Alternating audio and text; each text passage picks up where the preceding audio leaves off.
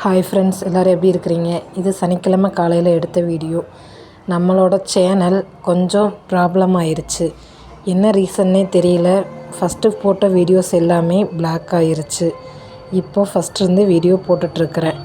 First அன்பு கவின்னு இருந்த channel இப்போ கவி கார்த்தின்னு மாறி இருக்குது. சப்ஸ்கிரைப் பண்ணாதவங்க பண்ணிக்கோங்க. இதுக்கப்புறம் நம்ம வீடியோஸ் ரெகுலராக வரும். ஒரு 1.5 மாதமாக எடுத்து வச்சுருந்த பால் ஆடையை இன்றைக்கி நெய் தான் உருக்குறேன். ஏற்கனவே இந்த நெய் உருக்குன வீடியோவாக போட்டிருந்தேன். ஆனால் அந்த வீடியோஸ் எல்லாமே இப்போ டெலீட் ஆகிருச்சு. அதனால் மீண்டும் ஒரு தடவை போட்டிருக்கிறேன். அது அளவாக காய்ச்சிருந்தேன். இப்போ கொஞ்சம் அதிகமாகவே நெய் காய்ச்சிருக்கிறேன். எப்படி காய்ச்சறதுன்னு பார்க்கலாம் வாங்க. ஃபஸ்ட்டு 1.5 மாதமாக எடுத்து வச்சுருந்தா பால் ஆடையை எல்லாமே நைட்டே ஃப்ரீசரில் இருந்து ஃப்ரிட்ஜில் ஸ்டோர் பண்ணி எடுத்து வச்சுட்டேன். ஃப்ரீஸில் ஸ்டோர் பண்ணிவிட்டு ஐஸ் வாட்டரும் ஒரு குண்டா ஃபுல்லாக ஊற்றி வச்சாச்சு. அதை காலையில் மிக்ஸி ஜாரில் மாற்றிட்டு பல்ஸ் மோடில் நல்லா பட்டர் ஆகும் ஃபஸ்ட்டு அரைக்கும்போது. அதுக்கப்புறம் நம்ம கை விட்டு உருட்டுனா உருண்டை பதம் வரணும்.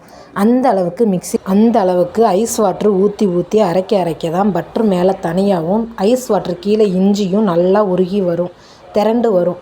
அந்த உருண்டை எல்லாத்தையுமே ஒரு அடிகனமான பாத்திரத்தில் எடுத்து வச்சுட்டு நல்லா கிண்டிகிட்டே இருக்கணும். முறையெல்லாம் மேலே பொங்கி வரும். அந்த முறையெல்லாம் நல்லா அடங்கினதுக்கு அப்புறமா நம்ம எடுத்து பார்க்கும்போது அந்த கப்பி லைட்டாக கீழே தங்கும். அது மேலே நல்லா முறை கட்டி வரும். இந்த முறை அடங்கினதுக்கப்புறம் உங்கள்கிட்ட முருங்கை இலை இருந்தால் போட்டுக்கோங்க. எங்கிட்ட முருங்கை இலை இல்லாததால் கருவேப்பிலை போட்டிருக்கிறேன். இப்போ நான் ஃபைனலாக நல்லாவே நெய் காய்ச்சி வந்தாச்சு. நல்ல மணலாக அருமையாக இருக்குது. லாஸ்ட்டாக கண்டெய்னரில் ஸ்டோர் பண்ணியாச்சு. பாய்.